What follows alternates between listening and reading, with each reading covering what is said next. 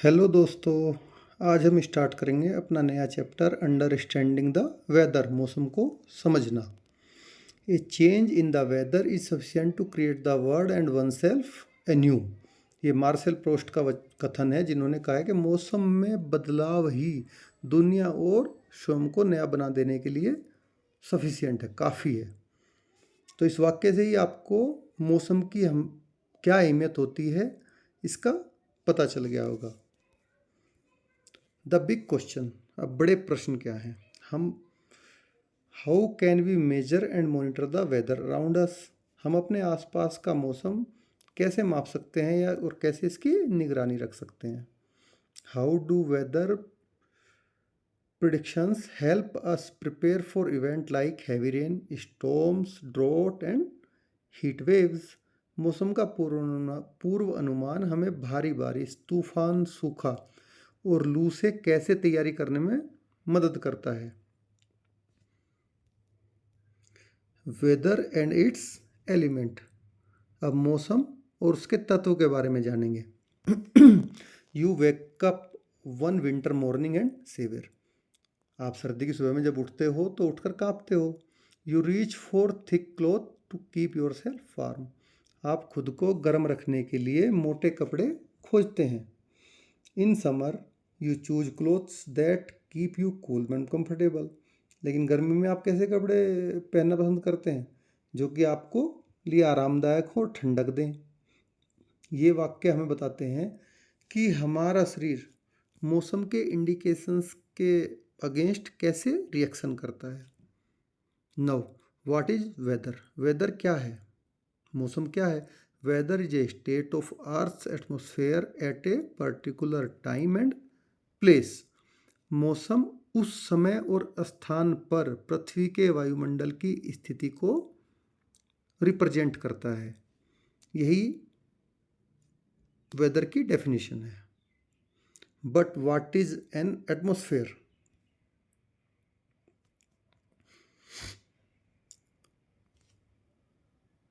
In simple terms, it is the layer of gases that surrounds some planets. In case of our Earth, we call these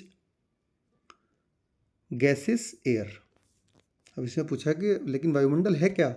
तो आसान शब्दों में अगर हम बोलें तो यह गैसों की वह परत है जो कुछ ग्रहों को घेरे रहती है। पृथ्वी के मामले में हम इसे वायु कहते हैं। The Earth's atmosphere may be compared to a cake with several layers. तो इसकी हम तुलना कैसे कर सकते हैं अर्थ के एटमॉस्फेयर की? एक बहुत सारी परतों वाले केक के साथ। The layer closest to the surface is called the troposphere, and that is where all land-based plant and animals live and breathe. तो पृथ्वी की सतह के सबसे निकट की जो परत है उसको ट्रोपोस्फियर कहते हैं, और यही वह परत है जहाँ सभी स्थलीय पौधे और एनिमल्स रहते हैं और सांस भी लेते हैं, जिनमें इंसान भी इंक्लूडेड है। It is also where almost all weather phenomena take place. लगभग मौसम की जितनी भी घटनाएं होती हैं वे सब इसी लेयर में घटित होती हैं। The troposphere extend to a height of 6 to 18 kilometre, less thick at the poles और thicker at the tropical zone. ये जो ट्रोपोस्फियर की लेयर की हम बात कर रहे हैं, ज़मीन से 6 से 18 किलोमीटर की ऊंचाई तक होता है, और ये जो पोल्स हैं हमारे अर्थ के, पोल्स पे ये थोड़ा बारीक होती है, पतली होती है, और भूमध्य रेखा के पास आसपास, जिसको इक्वेटर हम बोलते हैं, इक्वेटर पे ये मोटी होती है। अब आगे बढ़ते हैं।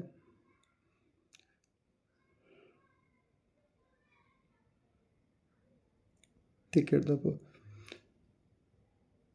You will study more about the other layers in your science classes. इसके अलावा आप एटमॉस्फेयर की कितनी लेयर्स होती हैं, वो कैसे, कहाँ कहाँ, कैसे कैसे, क्या क्या उनका पर्पज होता है, आप साइंस की क्लासेस में फर्दर इसके बारे में जानेंगे। We use many words to describe the weather. Hot, cold, rainy, cloudy, humid, snowy, windy and so on. हम मौसम का वर्णन कई शब्दों से करते हैं, जैसे ठंडा है, गर्म है, बरसाती, बादली, आर्द। आर्द मतलब ह्यूमिडिटी वाला, जिसमें हमें चिप चिप फील होती है। बर्फीला है, हवा वाला है, एट्सेट्रा।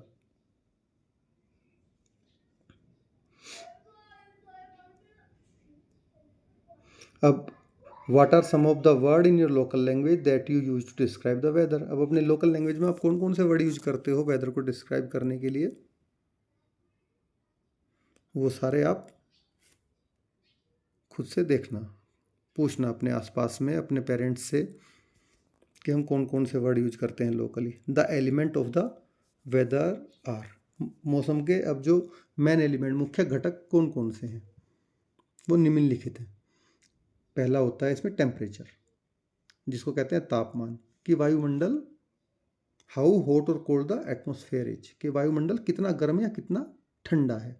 दूसरा होता है परसिपिटेशन, एनी, जिसको कहते हैं वर्षा, any form of water such as rain, snow, sleet और हेल, मतलब पानी का कोई भी रूप जो नीचे आसमान से नीचे ज़मीन पे गिरता है, उसको क्या बोलते हैं हम, परसिपिटेशन बोलते हैं। जिसमें बारिश हो, ओला हो, बर्फ़ हो या हिम की बूंदें गिरें, कुछ भी।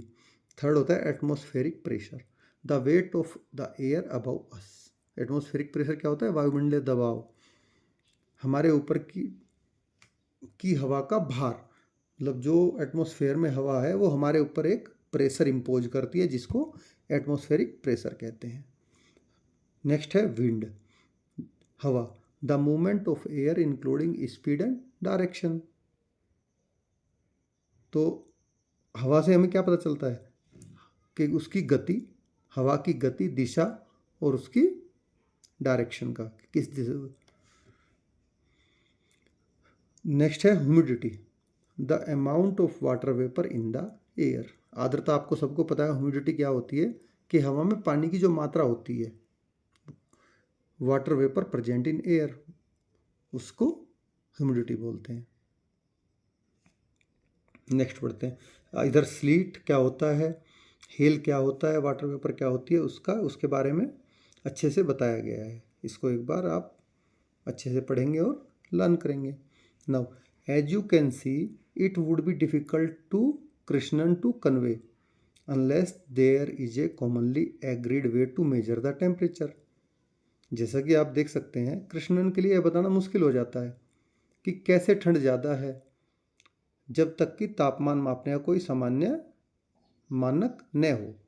भैया ठंड ज़्यादा तो है, बट कितनी ज़्यादा है इसको कैसे बताओगे, पहले किसी चीज़ से मेजर करोगे तभी तो बताओगे।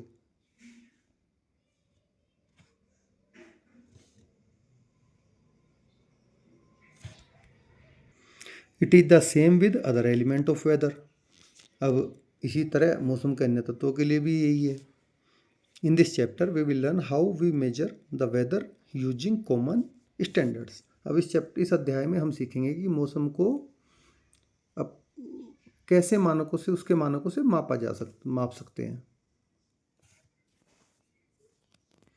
What do you think could be some other regions to measure the weather more precisely? क्या तुम और भी तरीके से जानते हो, reason, some other reasons to measure, क्या और भी तुम कारण जानते हो जिससे कि वेदर को बिल्कुल प्रिसाइजली होता है, बहुत ही शुद्धता से माप सको।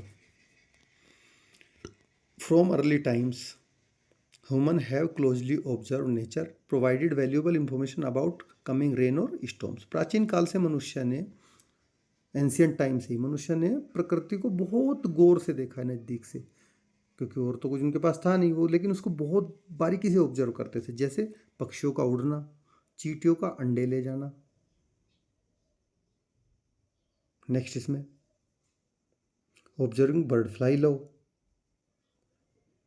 ants carry eggs, squirrel gathering nuts, frogs croaking loudly, मेंढकों का जोर जोर से चिल्लाना।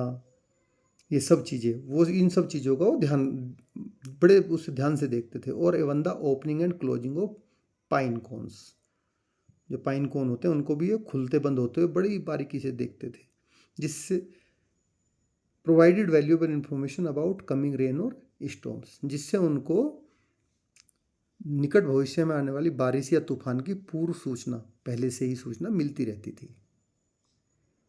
This knowledge has been pass down from generation to generation. अब ये जो ज्ञान है वो पीढ़ी दर पीढ़ी आगे चलता रहा। Even today, in many parts of India, people use traditional ways to predict the weather, especially the arrival of the monsoon. आज भी भारत के कई क्षेत्रों में लोग इन्हीं पारंपरिक तरीकों को अपनाकर मानसून की भविष्यवाणी करते हैं।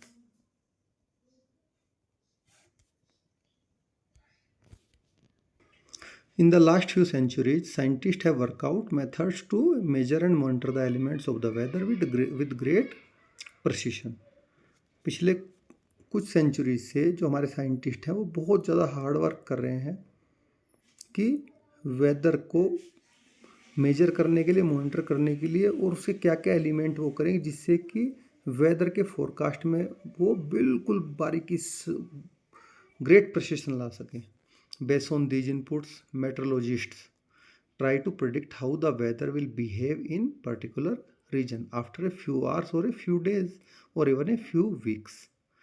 तो इन सारे इनपुट के बेस पे मेट्रोलॉजिस्ट होता है जो कि इसको कह सकते हो आप मौसम विभाग का साइंटिस्ट, जो कि मौसम विज्ञान के बारे में सारी जानकारियाँ इकट्ठा करता है, उसको प्रिपेयर करके उनसे एक चार्ट तैयार करते हैं इन सारे इनपुट को मिला के, जिससे कि वो वेदर का एक पर्टिकुलर रीजन में वेदर को प्रिडिक्ट कर सकें, कुछ घंटों के लिए, कुछ अगले दिनों के लिए, कुछ सप्ताह के लिए। How do they do it? अब वो इसको कैसे करते हैं? Do they just look up at the sky and guess? क्या वो सीधा आसमान की तरफ देखते हैं और उसको गेस करते हैं? नहीं, ऐसा नहीं है। They have got some cool gadgets, a few which of we will now look at. वे कुछ कूल गैजेट्स का यूज करते हैं जिसमें से आगे हम कुछ के बारे में बात करेंगे। वेदर इंस्ट्रूमेंट्स, पहला है temperature. In your grade 6 science text book curiosity you read about different type of thermometer use for measuring the temperature. आपने पढ़ा है क्लास 6 में। क्लिनिकल थर्मोमीटर होता है, लेबोरेटरी थर्मोमीटर होता है। You can also learn about temperature scales. आप उसकी टेम्परेचर स्केल के बारे में भी जानते हैं। One of them is Celsius scale, another is Fahrenheit scale. वो सेल्सियस स्केल में भी नापता है और फ़ारेनहाइट स्केल में भी नापता है। If, for instance, we have a cool temperature of 15 degree Celsius, it is the same as 59 degree Fahrenheit. यदि तापमान 15 डिग्री सेल्सियस है तो ये लगभग 59 डिग्री फ़ारेनहाइट के बराबर होता है, जिसको हम कन्वर्ट कर लेते हैं सेल्सियस से फ़ारेनहाइट में। उसका फॉर्मूला होता है जो आप आगे बड़ी क्लासों में पढ़ोगे। जैसे यहाँ पे दिखाया गया, snow melts quickly when it is warm. अब स्नो गर्म होगी, सूरज की धूप उस पर गिरेगी, गर्म होगी तो जल्दी जल्दी मेल्ट हो जाएगी। Cloudy whether it's getting cold. जब बादल रहते हैं तो सन की जो गर्मी होती है वो ज़मीन पे नहीं आ पाती है, सन की हीट, इसलिए मौसम हमें ठंडा फील होता है। In winter coconut oil turns solid. सर्दियों में जब एटमॉस्फेरिक टेम्परेचर कम होता है तो कोकोनट ऑयल क्या होता है, आपने देखा होगा, बोतल में ही जम जाता है। Curd takes longer to set in cold weather. सर्दियों में दही को जमने में थोड़ा ज़्यादा समय लगता है। अब क्या आया, एम्बियंट। अब एम्बियंट से एम्बियंट टेम्परेचर बनता है, उसके बारे में पढ़ेंगे। एम्बियंट होता है आसपास का तापमान। There are several types of thermometer. Thermometer कई प्रकार के होते हैं। Some simply measure the ambient temperature, other record the maximum and minimum temperature during a day. कुछ केवल आसपास का वर्तमान तापमान मापते हैं, जबकि कुछ दिन भर का अधिकतम और न्यूनतम तापमान रिकॉर्ड करके रखते हैं। Thermometer often use A coloured liquid which expand when the temperature increase. Thermometer में अक्सर कोई रंगीन तरल होता है, लिक्विड होता है, जो कि गर्मी बढ़ने पर फैल जाता है। However, more and more digital thermometers are preferred as they are more precise and can record more data. हालांकि जब अब डिजिटल थर्मामीटर क्या है कि वो बहुत ज़्यादा प्रिसाइज, बहुत सटीक आपको डाटा देते हैं और बड़ा डाटा, विस्तृत डाटा भी आपको रिकॉर्ड करके दे सकते हैं, रिकॉर्ड भी रख सकते हैं अपने अंदर, इसलिए उन्हें ज़्यादा पसंद किया जा रहा है। Indeed, temperature recording can be used to collect some useful statistics including। अब इस तापमान को रिकॉर्ड करके उससे कई उपयोगी स्टैटिक्स को हम निकाल सकते हैं, जैसे रेंज ऑफ टेम्परेचर और मैक्सिमम टेम्परेचर माइनस। जिस रेंज ऑफ टेम्परेचर क्या होती है, पूरे दिन के तापमान की रेंज के कितना मिनिमम रहा कितना मैक्सिमम रहा, उसमें आप क्या करोगे, दिन के अधिकतम तापमान में से दिन का न्यूनतम मिनिमम तापमान को माइनस कर दोगे 24 घंटे का, तो क्या आ जाएगा, तापमान की रेंज आ जाएगी उस दिन के कितनी रेंज रही। दूसरा होता है मीन डेली टेम्परेचर और maximum temperature plus the minimum temperature of the daily divided by 2। औसत कैसे निकालते हैं हम किसी चीज़ का, दो चीज़ का औसत निकालना है, दोनों को जोड़ करेंगे, 2 से डिवाइड करेंगे। 3 चीज़ों का औसत निकालना है तो तीनों को जोड़ेंगे, फिर 3 से डिवाइड करेंगे। जितनी चीज़ें होती हैं उनको उतने से ही जोड़ के सारियों को उतने नंबर ऑफ क्वांटिटी से डिवाइड कर देते हैं। तो हमारे पास यहाँ क्या चीज़ें हैं, 2 चीज़ें हैं, दिन का अधिकतम तापमान है और न्यूनतम तापमान है, तो दोनों को जोड़ के 2 से डिवाइड करेंगे तो दिन का एवरेज टेम्परेचर आ जाएगा, मीन डेली टेम्परेचर या average temperature. The India Meteorological Department was set up in 1875। तो इंडिया का मेट्रोलॉजिकल डिपार्टमेंट कब सेटअप हुआ था, बना था 1875 में, अंग्रेजों के टाइम में। इट्स मोटो इज अद्यत जयते वरिष्ठी, जिसका मतलब होता है, संस्कृत का वर्ड है विच मीन्स, जिसका मतलब होता है from the sun arises rain, सूरज से बारिश आती है या उगती है, अराइज।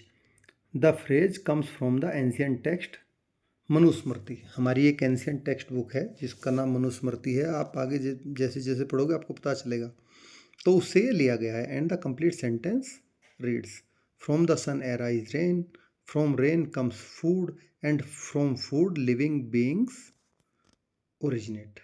तो इसका पूरा क्या है अर्थ, कि सन से बारिश आती है, बारिश से फूड उगता है और खाना सभी लिविंग बीइंग्स को पैदा करता है, ओरिजिनेट उनको बनाता है। Can you think of reason why rain arise from the sun. अब इसका आपको अच्छे से पता होगा कि सन से रेन क्यों आती है, क्योंकि सूरज क्या है, जितने भी वाटर बॉडीज हैं सबका पानी को गर्म करता है, जिससे वो एवपोरेट होके ऊपर एटमॉस्फेयर में जो उठती है वो, और ऊपर एटमॉस्फेयर में उठ के वो क्लाउड्स में के रूप में कन्वर्ट हो जाती है ड्यू टू कंडेंसेशन। ये आपको सबको पता है इस चीज़ का। Next let's here chart of temperature. Here is chart of temperature of a city in Madhya Pradesh. Madhya Pradesh की सिटी का टेम्परेचर चार्ट यहाँ दिया गया है। What is the maximum temperature recorded in this week shown here and what is the minimum, calculate the range. तो ये आप खुद से रेंज कैलकुलेट कर सकते हो, जैसा कि ऊपर फॉर्मूला दिया गया बताया मैंने। Remember the conversation between Krishnan and Aamir. If Krishnan said it was 20 degrees Celsius in Chennai and he was feeling a little cold, and he and Amir would have a measure key they could understand. What do you think Amir's reaction to Krishnan's statement might be? तो इससे आप देखो 20 degree Celsius Chennai में क्या उसको थोड़ा ठंडा feel करा सकता है, बट 20 डिग्री सेल्सियस टेम्परेचर नहीं, अगर जम्मू एंड कश्मीर की आप बात करोगे तो वो क्वाइट हॉट लगेगा। नेक्स्ट आ गया precipitation. If the news say that A particular place receive 30 mm of rainfall in a day, what does it mean and how is rainfall measured. अगर कोई न्यूज़ आपको न्यूज़पेपर न्यूज़ चैनल आपको बताता है कि एक पर्टिकुलर प्लेस पे 30 mm rainfall हुई है, तो इसका क्या मतलब है और इस रेनफॉल को कैसे मेजर करते हैं। The amount of rainfall is measured with the help of N instrument called a rain gauge. तो रेनफॉल के अमाउंट को किससे मेजर करते हैं, एक इंस्ट्रूमेंट होता है जिसको रेन गेज कहते हैं, जो कि फिगर में राइट साइड में दिखाया गया है। When it rains the water falls into a funnel and is collected in a cylinder. तो इसको क्या करते हैं, ओपन आसमान के नीचे रख देते हैं जब बारिश होती है, तो इसमें क्या रहती है कि ये सिलेंडर टाइप का है जिसमें एक फनल लगी हुई है ऊपर बारिश का पानी, ताकि जो फनल पे गिरे वो अंदर सीधा सिलेंडर में जाए। A scale is attach to the cylinder to measure the depth of a rain water collected. अब इसके अंदर एक स्केल लगी हुई है जिससे कि रेन वाटर को, जितना रेन वाटर आ रहा है वो उसको mm में कैलकुलेट करता है, mm में, सेंटीमीटर में, वो अलग अलग तरह की स्केल हो सकती है। For example, when the height of the water collected is 5 mm, we say that the area received 5 mm of rainfall. अगर इस जितना इसमें जैसे दिखाया गया है कि पानी का लेवल 5 mm है, तो इसका मतलब उस एरिया में उस पर्टिकुलर टाइम में 5 mm बारिश हुई है।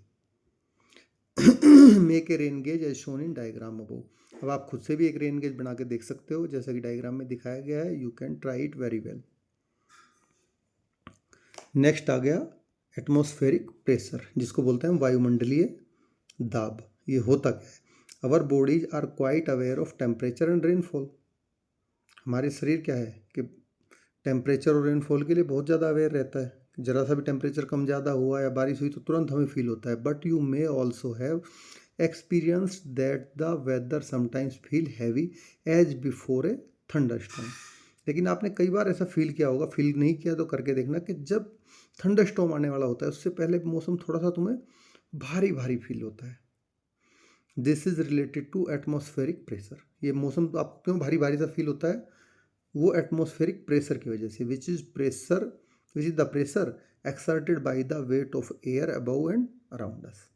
जो कि हमारे चारों तरफ वायुमंडल में एयर है, उसका प्रेशर उस टाइम पे ज़्यादा हो जाता है और वो हमारे ऊपर से भी और चारों तरफ से भी प्रेशर एक्सर्ट करता है, जिसकी वजह से हमें ऐसा थोड़ा हैवी हैवी सा फील होता है।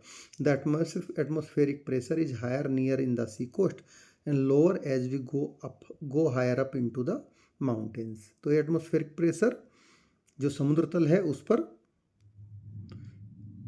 ज़्यादा होता है, और जैसे ही हम ऊंचाई की तरफ बढ़ते हैं, माउंटेन की तरफ, ये क्या होता है? ग्रेजुअली घटता चला जाता है। When you climb A mountain, जब तुम किसी पहाड़ पे चढ़ते हो, द एयर गेट्स थिनर, तो एटमॉस्फेयर की में एयर की लेयर क्या है? बारीक होती जाती है। Then in the plain below, जो नीचे प्लेन है उससे ऊपर एयर की लेयर बारीक होती जाती है। As a result the air pressure is lower and there is less oxygen available for, देखो जैसे यहाँ पे दिखाया गया है इसमें डायग्राम में, available for your lungs to take in. अब जैसी एयर की लेयर बारीक होगी तो उसमें ऑक्सीजन की मात्रा भी कम हो जाएगी, तो इसलिए आपके लंग्स को जब आप इनहेल करोगे तो कम ऑक्सीजन मिलेगी। With less oxygen getting into your blood, your body has to work harder to keep you moving. अब जैसा आपको पता है कि आपकी बॉडी में ऑक्सीजन जाके ही, जिसको रेस्पिरेटरी सिस्टम बोलते हैं, रेस्पिरेशन सिस्टम के थ्रू आप एयर को इनहेल करते हो जिसमें ऑक्सीजन जाती है आपके लंग्स में। लंग्स से ऑक्सीजन आपके ब्लड में चली जाती है, और ब्लड में उसको कौन कैरी करता है? हीमोग्लोबिन। ये आपने सबने पढ़ रखा होगा। अब हीमोग्लोबिन हर एक टिश्यू में जाके वहाँ पे जो ग्लूकोज रहता है उसके साथ में रिएक्शन करता है, और रिएक्शन करके आपकी बॉडी को एनर्जी प्रोवाइड कराता है। और वहीं पे क्या क्या होता है रिएक्शन में? कार्बन डाइऑक्साइड गैस बनती है, पानी बनता है, और एनर्जी। तो एनर्जी तो आपकी बॉडी यूज कर लेती है, और ये कार्बन डाइऑक्साइड और वाटर ब्लड के साथ वापस फेफड़ों में, इसमें लंग्स में आता है, और वो एक्सहेल के थ्रू बाहर निकल जाता है। ये आपने ओपनली फील किया होगा कि अगर आप मिरर के सामने खड़े होकर सांस लेते हो, जब आप लेते हो तो मिरर पे कुछ नहीं होता, जब आप छोड़ते हो तो मिरर पे पानी की वेपर जम जाती हैं, वो वेपर आपके बॉडी के अंदर से आती है। अब आपको, आई होप कि आपको अच्छे समझ में आ गया होगा कि रेस्पिरेशन सिस्टम क्या होता है, कैसे काम करता है। मैंने एक बड़े छोटे में समझाया। अगर आप चाहते हो कि इसको पूरे रेस्पिरेशन सिस्टम को मैं अच्छे से समझाऊं, जैसे एरोबिक रेस्पिरेशन, इनएरोबिक रेस्पिरेशन कैसे होता है, कैसे काम करता है, किन में होता है, तो प्लीज़ कमेंट में लिखें। मैं इसको डिटेल में भी एक क्लास पूरी इस पर क्रिएट करूँगा। With less oxygen getting into your blood, your body has to work harder to keep you moving. That's why people sometimes feel breathless, dizzy और tired at high altitude. तो जब उनकी बॉडी को कम oxygen मिलेगी, जिससे कम energy produce होगी, तो उनको कैसा हो जाएगा? उनको सांस चढ़ जाएगी, डिजी फील होगा, टायर्ड फील होगा। हाई एल्टीट्यूड पे, एल्टीट्यूड होता है ऊंचाई। This does not mean that the atmospheric pressure is always high in the plains below और ऑन द कोस्ट। इसका ये मतलब नहीं है कि हमेशा ही प्लेन पे या ऑन कोस्ट पे एटमॉस्फेरिक प्रेशर ज़्यादा होता है। In fact it sometime drop dramatically resulting in what meteorologist call a depression और low pressure system which can sometime develop into a storm और इवन ए साइक्लोन। देखो, जब समुद्र के किनारे या किसी या इसमें प्लेन में साइक्लोन आना होता है तो उससे पहले वहाँ पे क्या होता है, लो प्रेशर सिस्टम क्रिएट हो जाता है जिसको डिप्रेशन बोलते हैं।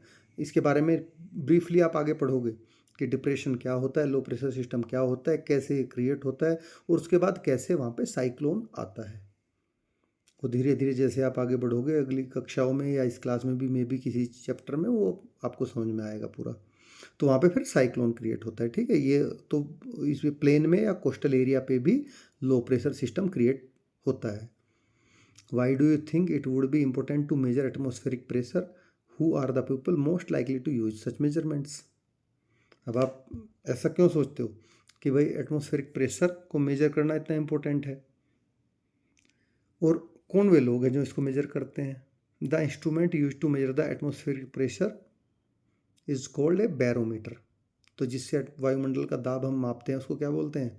बैरोमीटर बोलते हैं। As with thermometers there are several types of barometers. जैसे थर्मोमीटर होते हैं दो तरह के, ऐसे बैरोमीटर भी कई तरह के होते हैं। The unit they display in general the millibar, जिसको एब्रीवेटेड लिखते हैं स्मॉल m और small b।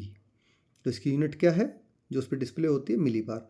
The normal atmospheric pressure at the sea coast is around 1013 millibar. A pressure below 1000 millibar indicates a depression. जैसे ही 1000 मिली बार से नीचे pressure जाता है किसी भी एरिया का तो वो क्या शो करता है? डिप्रेशन शो करता है। तो अब क्या है, वहाँ पे साइक्लोन आने का चांसेस बढ़ जाते हैं। People who journey to place at a high altitude are advise to make pause on the way to allow the body to acclimatise. Acclimatise क्या होता है कि नए क्लाइमेट के साथ, नई क्लाइमेटिक कंडीशन के साथ खुद की बॉडी को एडजस्ट करना। तो जैसे ही जैसे लोग, जैसे खरदुंगला टॉप दिखाया गया है जो हमारे जहाँ तक रोड गई हुई है वो हाईएस्ट है, highest motorable road in the world. ये सबसे ऊंचा रोड है पूरे वर्ल्ड का, अर्थ पे। तो यह खरदुंगला टॉप जो कि 18,380 फीट पे है। ठीक है,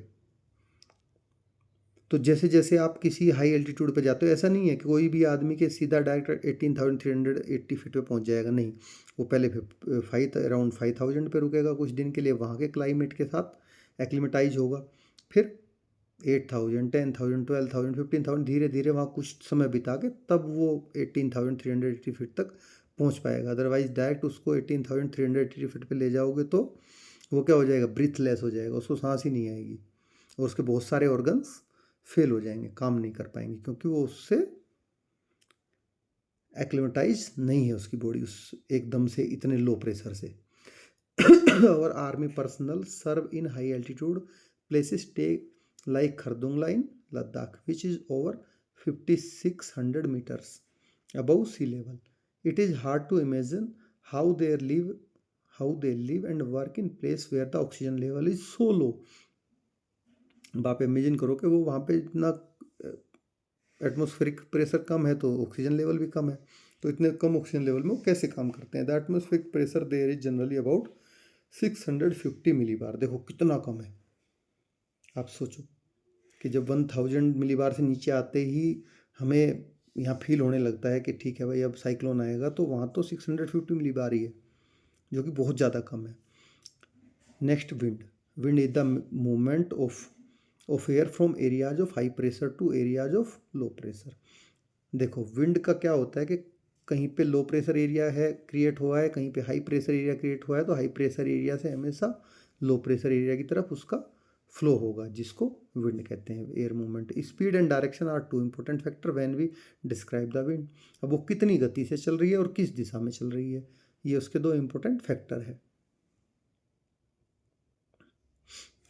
ये देखो, ये नेचर में जो छोटे छोटे बारीक पत्ती फूल होते हैं वो दिखाए गए हैं, जो कि हवा की एयर की डायरेक्शन के साथ खुद अपने आप को उड़ाते हैं। The wind is an important element of the weather. ये हमारे एटमॉस्फेयर वेदर का इंपॉर्टेंट एलिमेंट है। Its direction and speed help in weather forecasting. इसकी जो डायरेक्शन होगी, और स्पीड होगी, इसकी डायरेक्शन स्पीड से हमें क्या, कहीं किसी साइड बादल होंगे तो वो किधर जाएंगे इसका हमें अंदाज़ा चल जाता है, जिससे कि हम वेदर की फोरकास्टिंग कर सकते हैं। Besides air pilots and sailors needs to be aware of wind data. तो जो हमारे एयर पायलट्स होते हैं जो एरोप्लेन उड़ाते हैं, और सेलर्स होते हैं जो सेलिंग करते हैं शिप्स में, वो विंड डाटा से अवेयर होने ज़रूरी है। As the wind has a great influence on flying और sailing. Farmers also use the wind direction to predict weather rain might come from. तो फार्मर्स भी इसका यूज करते हैं विंड डायरेक्शन का, क्योंकि उनको पता होता है कि उनके लोकल नेटिव प्लेस पे जब किधर किस साइड की हवा चलती है तो बारिश आती है। वो हर जगह का एक पैटर्न होता है। आप अपने पेरेंट्स से पूछोगे, ग्रैंडफादर से पूछोगे, तो वो भी आपको बता देंगे कि किस डायरेक्शन से हवाएं आती है जब आपके यहाँ पे बारिश होती है।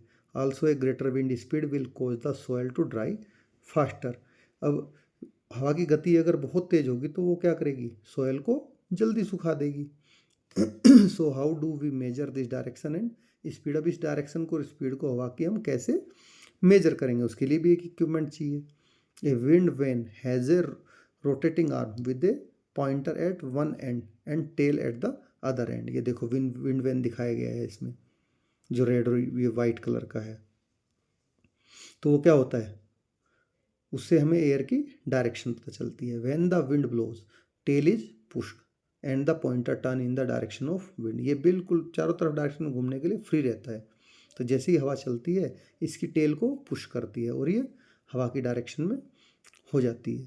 It respond even to a light breeze. जो बहुत हल्की हवा होती है उसको भी ये रेस्पॉन्ड करता है इतना precisely. Wind vane on the tarmac. Tarmac क्या होता है, रनवे। रनवे पे यही विंड वेन, आप जब एयरप्लेन में बैठे होंगे या बैठोगे कोई, तो आप देखोगे कि रनवे पे इसी तरह के विंड वेन होते हैं। और राइट में क्या है, एनेमोमीटर। ये भी विंड मेजरमेंट, इसे विंड मेजरमेंट ही करते हैं, हवा की गति को ही मापते हैं। This wind vane on the tarmac is called wind sock. इसको क्या बोलते हैं, विंड सोक बोलते हैं। It gives pilot an indication of the direction of the wind during take off and landing. इससे किसको पता चलती है हवा की डायरेक्शन, पायलट को, जब वो टेक ऑफ करता है या लैंड करता है। Similar socks are use in industries that release ash और गैसेस। तो इसी तरह के सोक्स इंडस्ट्री में भी यूज किए जाते हैं जिनमें राख और गैस निकलती है। The simplest instrument to measure the wind direction and speed is anemometer, जैसा कि राइट साइड में दिखाया गया है ऊपर। इट हैज 3 और 4 metal cups that rotate on A vertical shaft when the wind blows.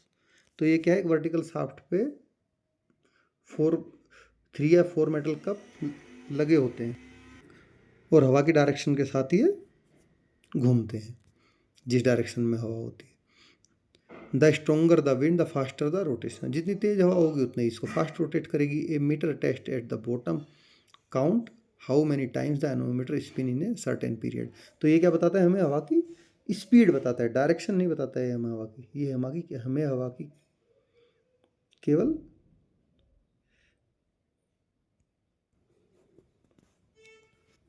A meter attach to the bottom count how many times the anemometer spin in a certain period of the time and calculate the wind speed in kilometer per hour। एक kilometre में कितनी, एक घंटे में wind कितनी duration का, वो कितना एरिया मतलब स्पेस कवर कर लेती है, तो उसको कितना किलोमीटर, उसको बताता है कि विंड की स्पीड किलोमीटर पर आवर में। Humidity is the last element of the weather on our list. Humidity हमारी लिस्ट का क्या लास्ट एलिमेंट है। तो मैं जैसे पहले बताया था, ह्यूमिडिटी क्या होती है, एयर में जो वाटर वेपर प्रेजेंट होती हैं उसको ह्यूमिडिटी कहते हैं। It refer to the amount of water vapour present in air. It also depend on the factor like temperature, wind pressure and location. तो ये भी ह्यूमिडिटी 4 चीज़ों पे डिपेंड करती है, 4 फैक्टर पे, टेम्परेचर पे, विंड पे, प्रेशर पे और लोकेशन पे। Where do you think humidity is likely to be more, Kochi और जयपुर। आप क्या सोचते हो, कोच्चि कहाँ है, सीशोर एरिया है, और जयपुर लैंड पे है। तो आप कहाँ सोचते हो कि कहाँ पे ह्यूमिडिटी ज़्यादा होगी? You might guess that Kochi has higher humidity than Jaipur because it is located near the sea. But how will we know for sure? लेकिन हम इसके बारे में श्योर कैसे हों कि वहाँ पे ज़्यादा है ही है कोची में? If we had to compare the humidity level between Kochi and Mangaluru, how would we do it? अगर हमें मैंगलुरु भी वहीं उसके पास है उसी शोर में और कोची भी है, अब इन दोनों का हमें पता करना हो तो कैसे पता करेंगे? तो उसके लिए भी वो होते हैं मेजर करने के लिए instrument. We can answer this question more precisely by learning how to measure humidity. अब इस क्वेश्चन का आंसर हम ज़्यादा अच्छे से तब दे पाएंगे जब हम ह्यूमिडिटी मेजर कैसे करते हैं इसको सीख लेंगे। Before we move forward we need to remember our science lesson from grade 6 about the states of water. अब हम ग्रेड 6 को थोड़ा सा रिमाइंड करेंगे स्टेट्स ऑफ वाटर चैप्टर को कि उसमें हमने क्या पढ़ा था। This will help us to understand how humidity is measured. अब उससे हमें थोड़ा सा आइडिया लगेगा कि ह्यूमिडिटी को कैसे मेजर करते हैं। देखो इसमें दिखाया गया, लेट्स रिमेंबर, याद करो, when water evaporates it cause A cooling effect.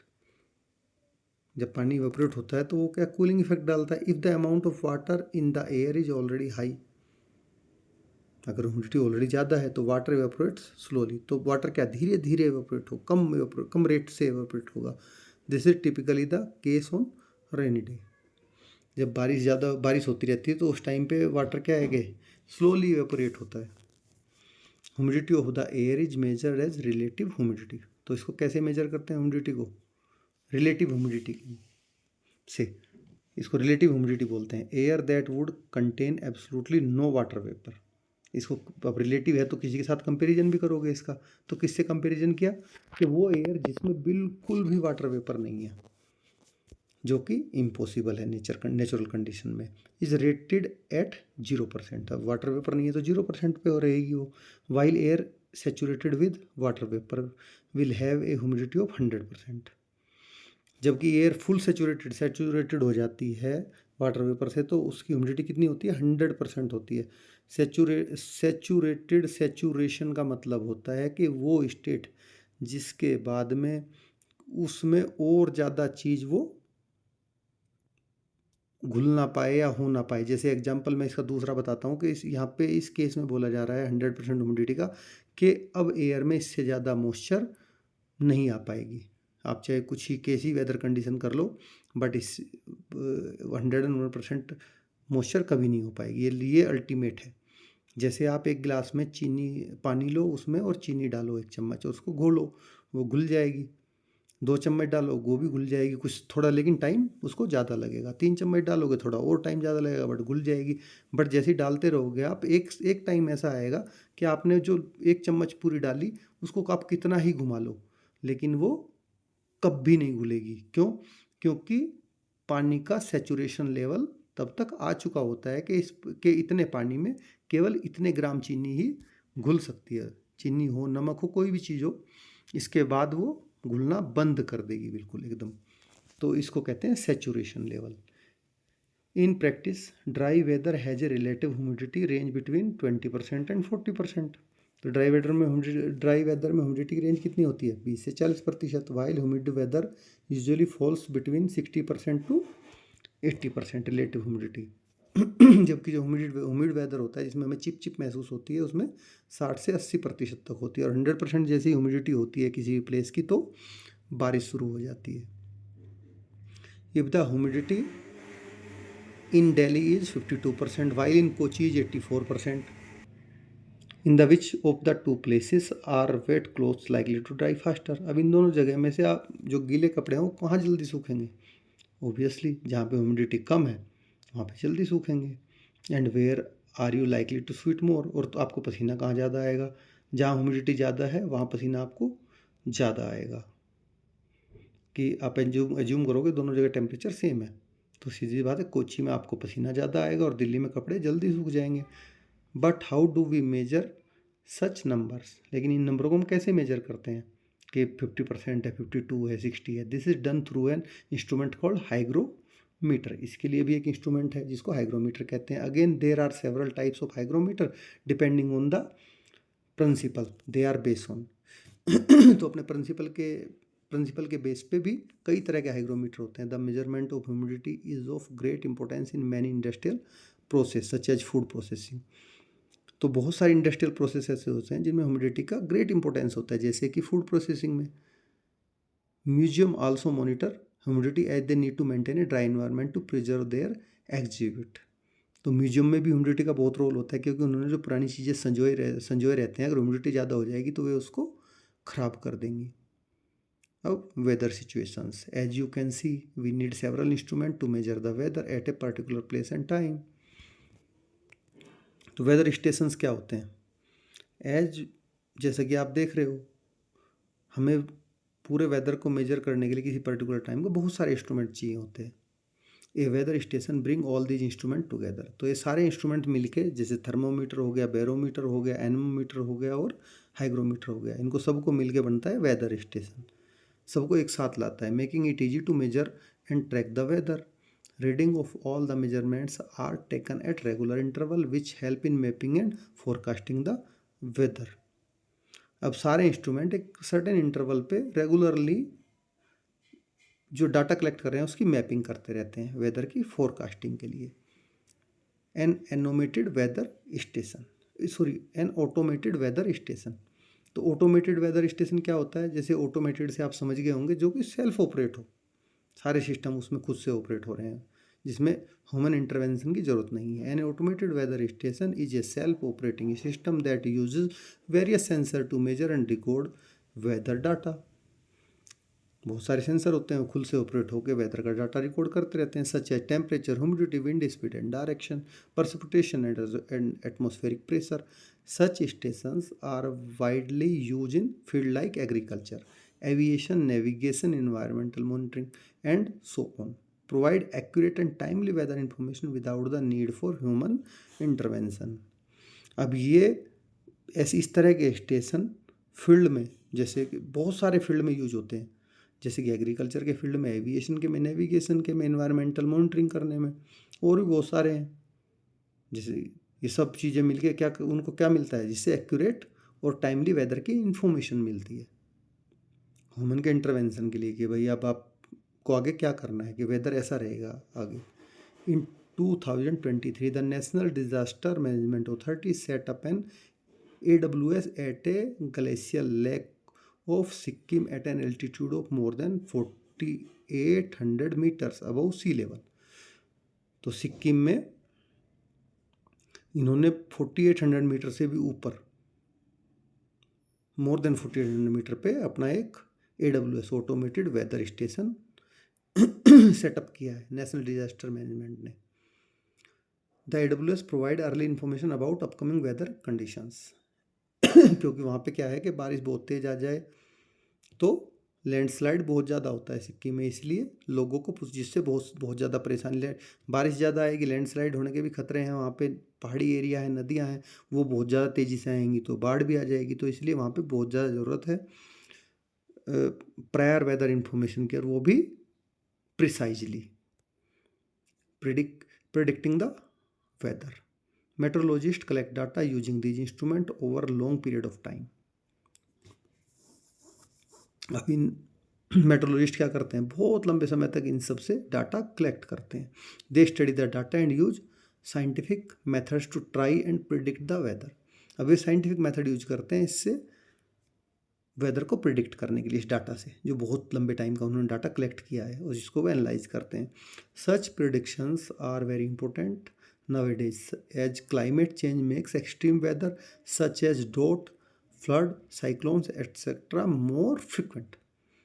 तो अभी की कंडीशंस में ये जो प्रिडिक्शंस हैं वो उनका बहुत ज़्यादा इंपॉर्टेंस बढ़ गया है, क्योंकि अभी क्लाइमेट चेंज जो है वो एक्सट्रीम जो भी करता है वो एक्सट्रीम करता है क्लाइमेट चेंज होने की वजह से। जैसे सूखा पड़ेगा तो एक्सट्रीम सूखा, फ्लड आएगी तो बहुत ज़्यादा भारी फ्लड, साइक्लोन आएगा तो बहुत ज़्यादा हैवी साइक्लोन, इसी तरह। तो ये चीज़ें और बहुत जल्दी मोर फ्रिक्वेंट हो रही हैं। ये इंडिया का मैप है जिसमें आपको कहाँ कहाँ हीट वेव चलती हैं, कहाँ कोल्ड वेव चलती हैं, कहाँ कोल्ड डे होता है, कहाँ हैवी रेन, सब के इंडिकेशन दिखाए गए हैं। ये आप अच्छे से इसको देखना। और कलर से सब डिवीजन के नो वार्निंग जोन ग्रीन होता है, येलो वॉच जिसको वॉच में डाला गया है कभी कुछ भी हो सकता है, ऑरेंज होता है अलर्ट जोन कि बी प्रिपेयर रहो हमेशा, कभी भी कुछ भी हो सकता है, और वार्निंग मतलब वहाँ पे आपदा आ चुकी है, अब आपको एक्शन लेना है। तो accurate predictions help us to ready for such events.